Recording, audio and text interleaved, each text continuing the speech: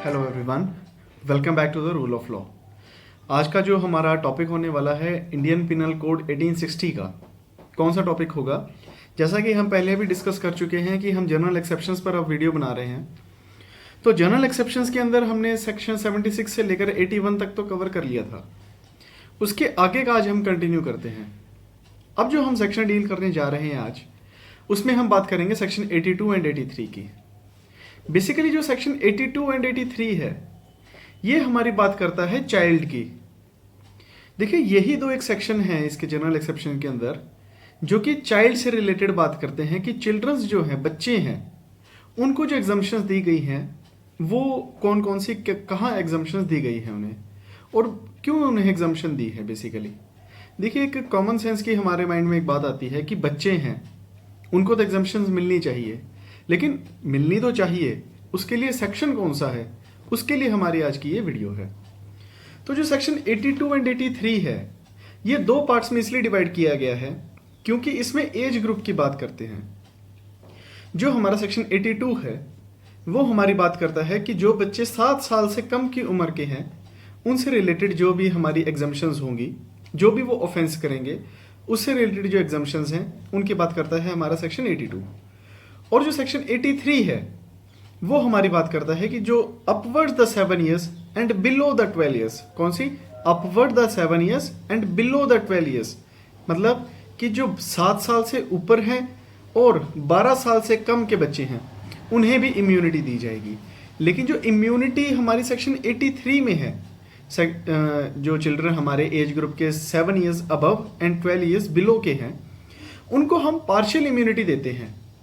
और जो हमारे 7 साल से कम के बच्चे हैं, जो 7 साल कम उम्र के बच्चे होते हैं, उन्हें हम कंप्लीट इम्यूनिटी देते हैं हमारे आईपीसी के अंदर। तो वो क्यों दी जाती है, उसके लिए हमारा ये पर्टिकुलर सेक्शन बनाए गए हैं। तो चलिए सेक्शन 82 से आज इसको स्टार्ट करते हैं। तो जो सेक्शन 82 है वो डिस्कस करने से पहले एक जनरल बात कर लेते हैं। देखिए, जब भी हम बच्चों की बात करते हैं, बच्चे कौन होते हैं, किन्हें हम बच्चे बोलते हैं?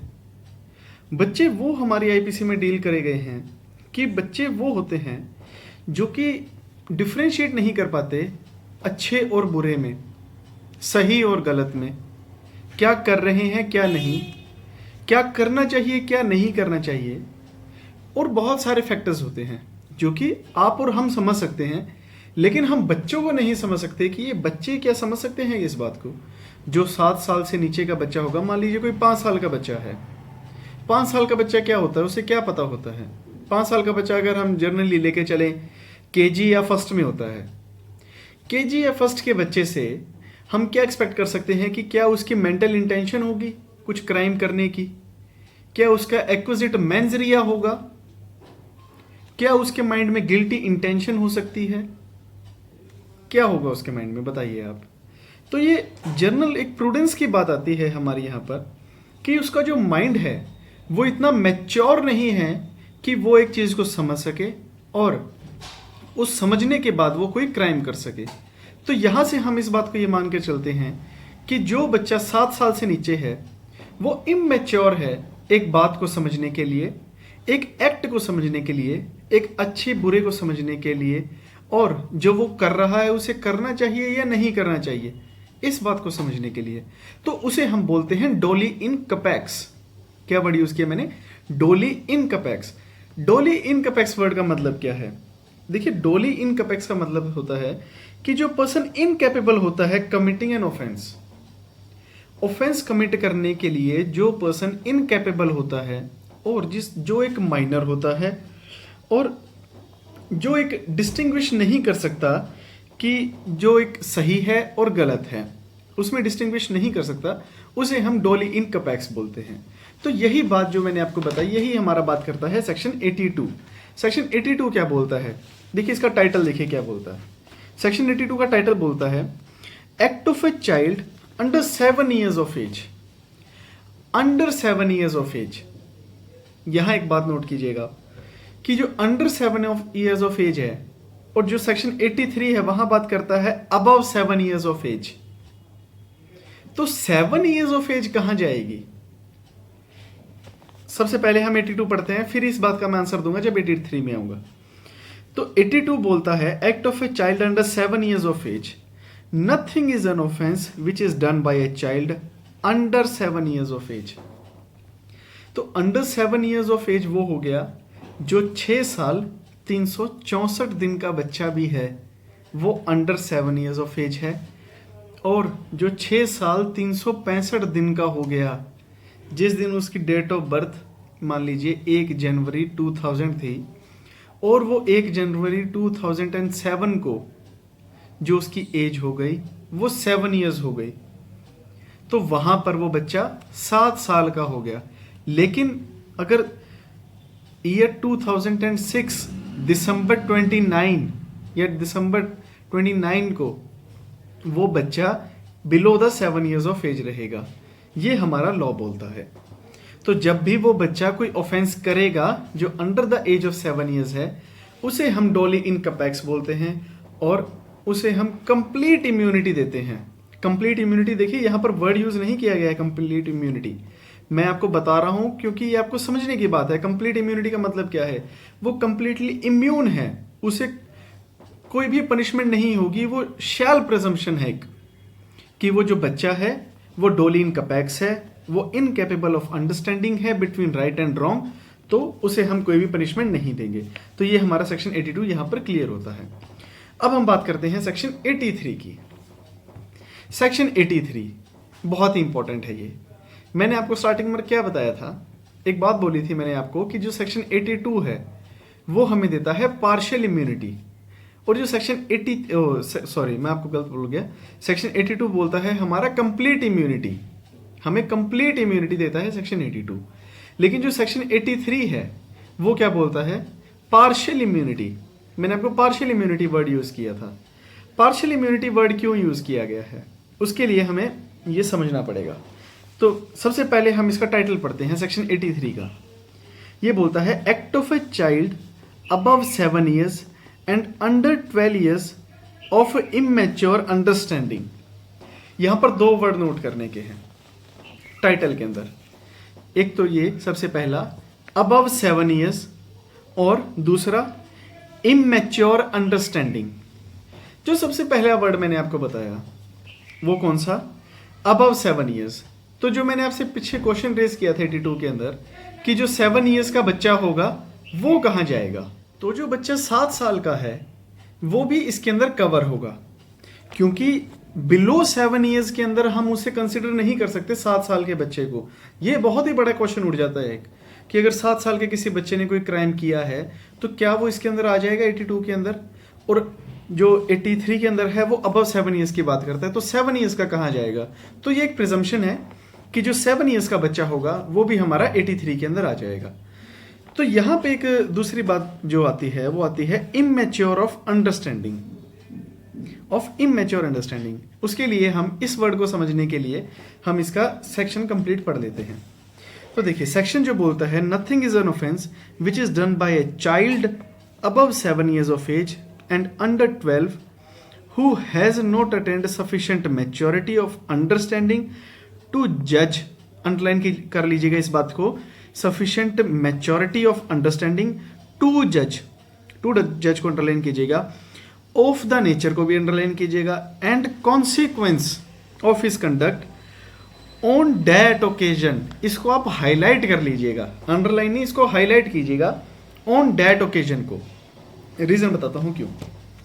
देखिए यहां पर जो हमारा सेक्शन कंप्लीट बोलता है, देखिए एक एक वर्ड इसमें समझना जरूरी है। बेशक यहां पर बच्चों की बात है, लेकिन बच्चों के ऊपर जब केस हो जाते हैं तो वो बहुत डिफिकल्ट हो जाता है वहां पर एज डिटर्मिनेशन का। जो एज डिटर्मिनेशन का है वो मैं आपको लास्ट में बताऊंगा।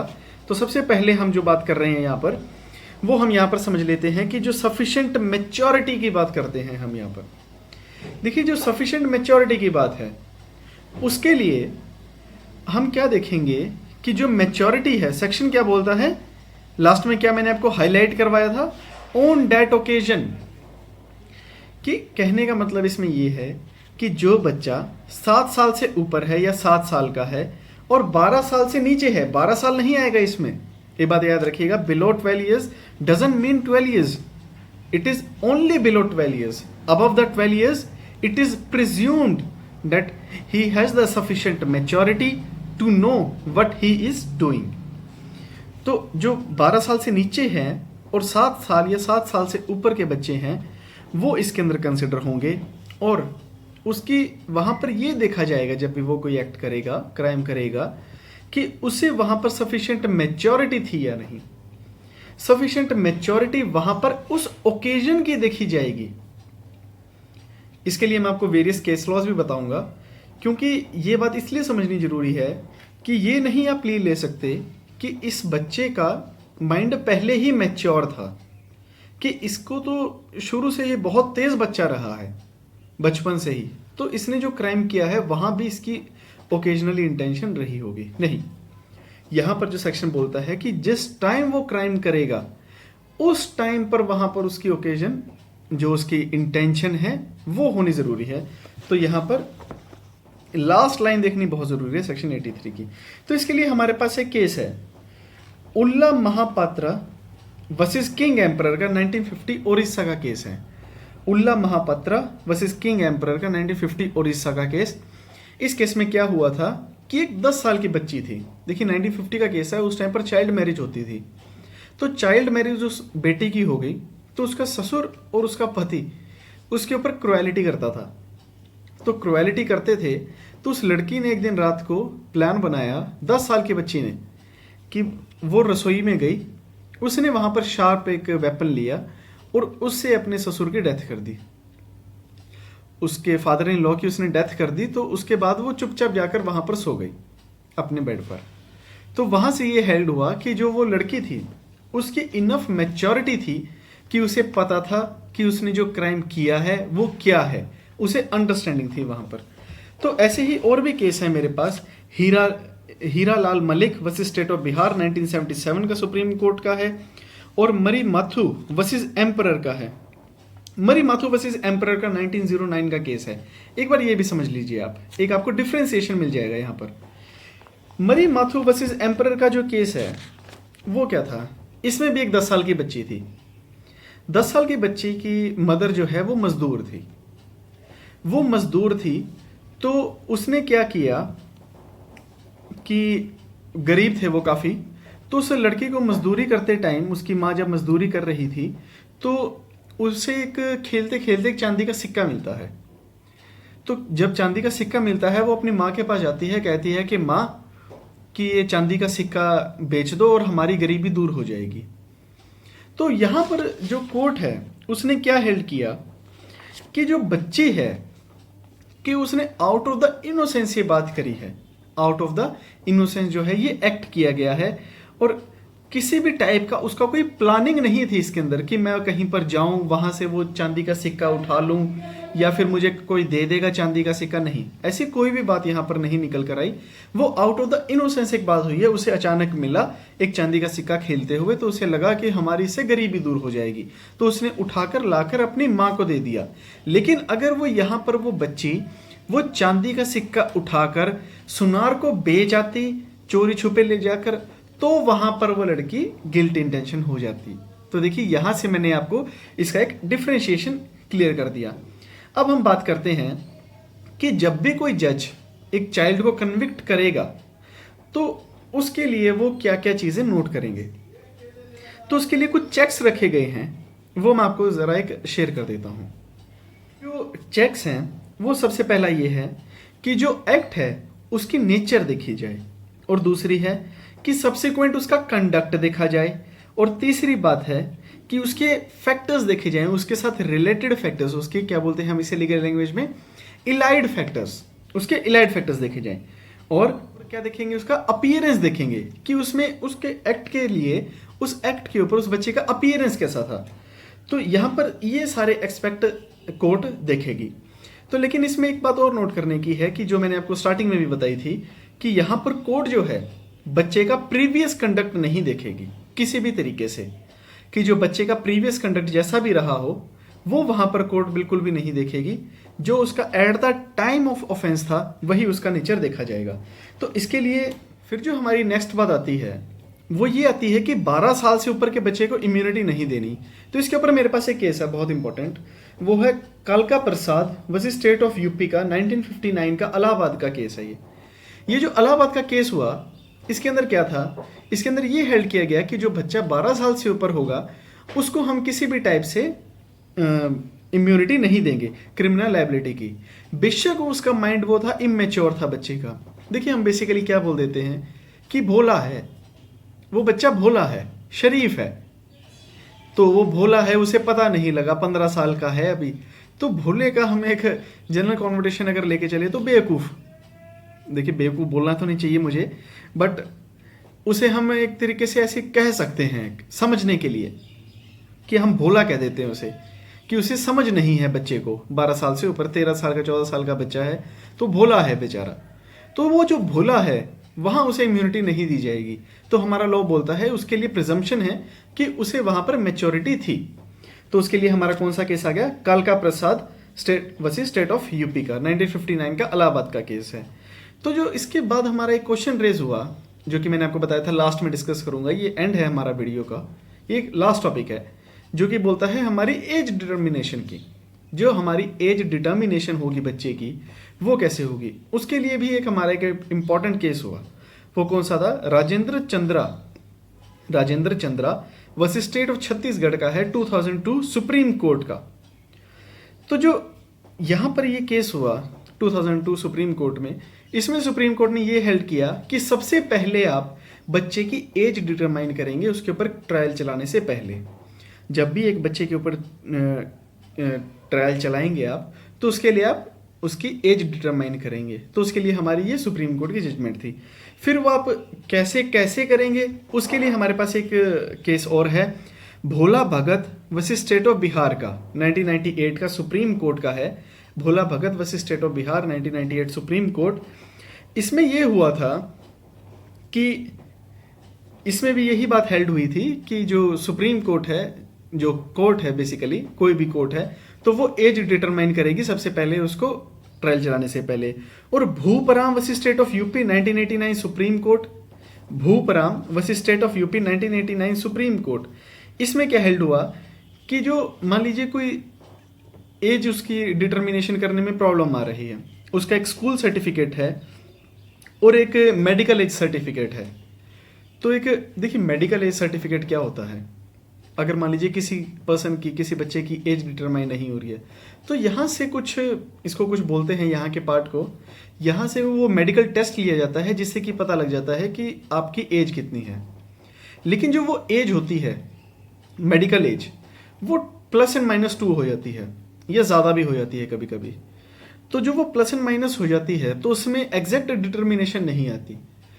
तो अगर वहाँ पर उसका बच्चे का कोई स्कूल सर्टिफिकेट है, उसमें जो एज होगी वो कंसिडर कर ली जाएगी, लेकिन जो स्कूल सर्टिफिकेट की एज है वो बियॉन्ड द रीजनेबल डाउट होनी चाहिए, उसके ऊपर कोई भी डाउट नहीं आना चाहिए। तो जो डॉक्यूमेंट्री एज है उसको हम ज़्यादा प्रेफरेंस देते हैं क्योंकि वो एक लीगल डॉक्यूमेंट बन जाता है, लेकिन उसके ऊपर कोई भी रीजनेबल डाउट नहीं होना चाहिए।